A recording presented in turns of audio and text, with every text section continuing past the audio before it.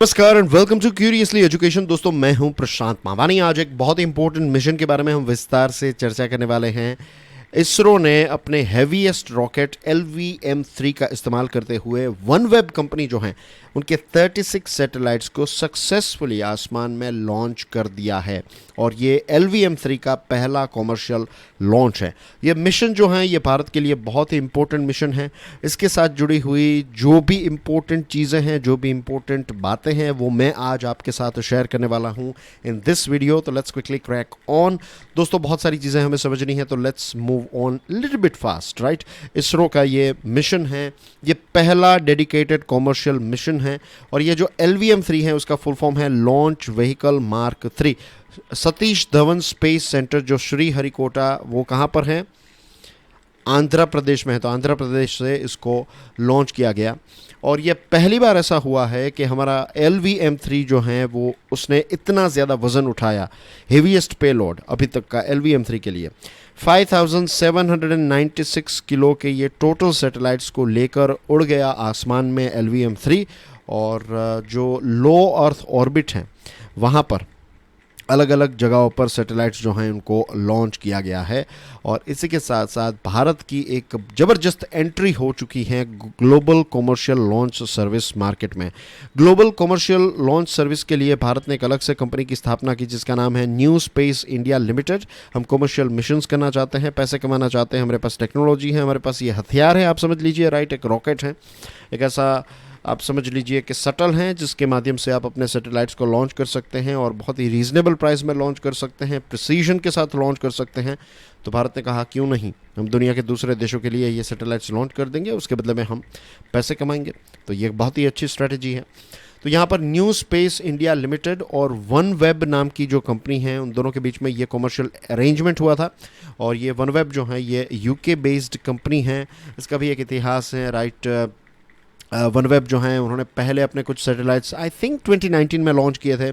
उसके बाद 2020 में कुछ सैटेलाइट्स लॉन्च किए। उन्होंने रशिया की मदद से सैटेलाइट्स को लॉन्च किया था और फिर रशिया और यूक्रेन का युद्ध हो गया तो फिर वो मीन्स बीच में ये कंपनी जो है वो बैंकरप्ट भी हो गई थी। उसके बाद UK बेस्ड कंपनी और फिर भारत की कंपनी जो है भारतीय एंटरप्राइजेस, तो इसने इसमें पैसे इन्वेस्ट किए, right. It's one of the major share holder in OneWeb.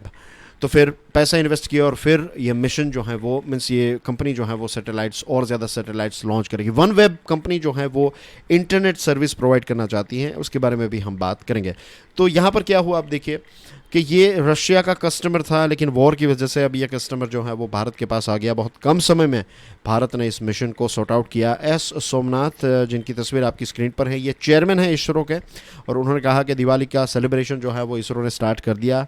The reason is कि ये सैटेलाइट जो है वो सक्सेसफुली लॉन्च हो गए और सारे के सारे सैटेलाइट्स जो हैं उनको जो अलग अलग जगहों पर लॉन्च किया गया, राइट। तो इनका सेपरेशन भी काफ़ी प्रिसीजन से हुआ और एक्यूरेसी के साथ सैटेलाइट्स जो है उनको ऑर्बिट में प्लेस किया गया। D राधाकृष्णन, जिनकी तस्वीर आपकी स्क्रीन पर है, ये चेयरमैन एंड मैनेजिंग डायरेक्टर हैं न्यू स्पेस इंडिया लिमिटेड के और उनका कहना यह है कि इसरो ने बहुत ही अच्छी तरीके से इस मिशन को सॉर्ट आउट किया और 3-4 महीनों का वक्त ही था हमारे पास। इतने वक्त के अंदर इसरो ने इस सैटेलाइट को फाइनली लॉन्च कर दिया क्योंकि रशिया और यूक्रेन के बीच में युद्ध चल रहा था। तो ये कस्टमर हमारे पास आ गया, तो तब से लेकर जो पूरा मिशन है प्लान करना, ये सारी चीज़ें, तो फाइनली ये लॉन्च हो गया। तो इतने कम समय में इतने प्रिसीजन के साथ सैटेलाइट्स को लॉन्च करना, दिस इटसेल्फ इंडिकेट्स कि हमारे पास वो मैन पावर है, हमारे पास वो फैसिलिटी है कि हम इतने चैलेंजिंग मिशंस जो हैं उनको अच्छी तरीके से हैंडल कर सकते हैं। थेडियोस भास्करन है, मिशन डायरेक्टर हैं। उन्होंने कहा कि टीम ने काफ़ी अच्छी तरीके से काम किया और कस्टमर के साथ, जो कस्टमर यानी कि यहाँ पर वनवेब है, तो उनके साथ प्रॉपर कोऑर्डिनेशन से इसको लॉन्च किया गया।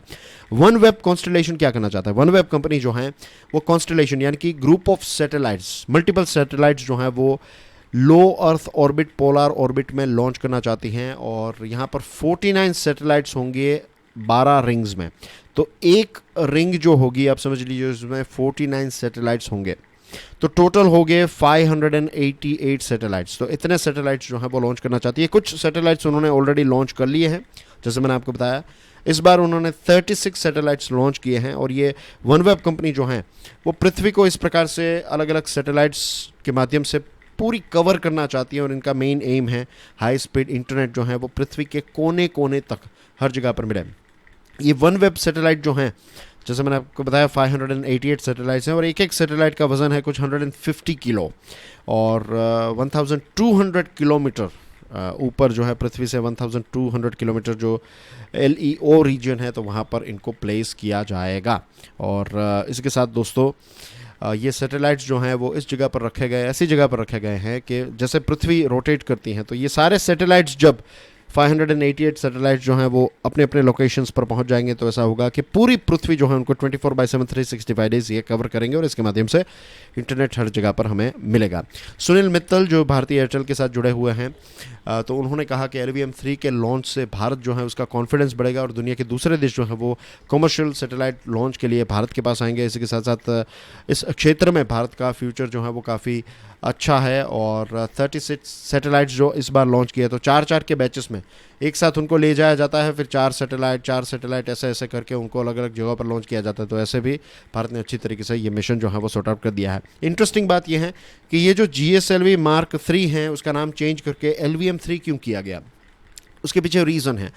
GSLV यानी कि जियो सिंक्रोनाइज सैटेलाइट लॉन्च व्हीकल, तो यहाँ पर जो सैटेलाइट्स लॉन्च किए गए हैं राइट दोस्तों, इनको ये जियो सिंक्रोनियस ऑर्बिट में लॉन्च नहीं किए हैं जो पृथ्वी के इक्वेटर से 35,786 किलोमीटर ऊपर हैं। यहाँ पर ये वन वेब के सैटेलाइट्स हैं उनको लो अर्थ ऑर्बिट में लॉन्च किया गया है। इसकी वजह से इसका नाम जो है वो चेंज करके LVM रखा गया और सिर्फ नाम नहीं चेंज किया, कुछ कॉन्फ़िगरेशन भी करने पड़ते हैं रॉकेट के साथ और तो रॉकेट के साथ थोड़े बहुत चेंजेस किए गए। और एक बहुत इंपॉर्टेंट चीज़ आप याद रखिएगा, दिस इज़ वेरी इंपॉर्टेंट, ये 3 स्टेज लॉन्च व्हीकल है। इसका मतलब क्या है? इसका मतलब ये है कि ये सॉलिड, लिक्विड और क्रायोजेनिक स्टेज में काम करता है। तो 2 सॉलिड प्रोपोलेंट यानी कि सॉलिड फ्यूल पर चलने वाले ऐसे प्रोपोलेंट होते हैं इसमें, S-200 स्ट्रैप-ऑन्स जिसको कहते हैं। इसी के साथ एक core stage comprising L-110 liquid stage है इसमें, यानी कि लिक्विड फ्यूल पर काम करता है। और उसके बाद C-25 क्रायोजेनिक स्टेज, जो फ्यूल है उसको बहुत ही लो टेम्परेचर में रखा जाता है। तो लो टेम्परेचर के साथ जुड़ी हुई चीज़ों को क्रायोजेनिक कहते हैं। तो ये 3 लेवल पर काम करने वाला, सॉलिड, लिक्विड और क्रायोजेनिक, ये 3 चीज़ों पर काम करने वाला ये रॉकेट है। ठीक है, तो ये चीज़ याद रखेगा, आपको MCQ में ऐसे प्रश्न जो हैं वो पूछे जाते हैं। ये पहली बार ऐसा नहीं है कि LVM-3 को लॉन्च किया गया है राइट। इससे पहले जो लॉन्च किया गया था इसको 2014 में, वो एक ऑपरेशनल मिशन था जो केयर हैं यानी कि crew module atmospheric re entry experiment के तौर पर इसको एक ऑपरेशनल मिशन के तौर पर लॉन्च किया गया था।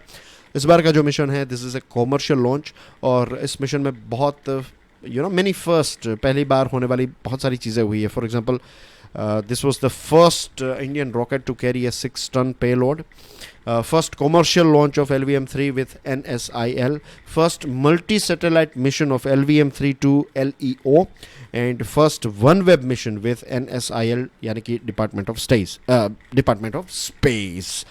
तो ये 4 इंटरेस्टिंग चीज़ें जो हैं वो पहली बार हुई हैं। That's everything in this particular video, this particular discussion. I am sure दोस्तों इस मिशन के साथ जुड़ी हुई सारी इंपॉर्टेंट इन्फॉर्मेशन जो हैं वो आपको मिल गई हैं right. And do share this lecture with other people right, and do consider subscribing Curiously Education. This is Prashant Mavani signing off, and I'm sure you all are enjoying your festival season just like me. So my best wishes for this upcoming festival season.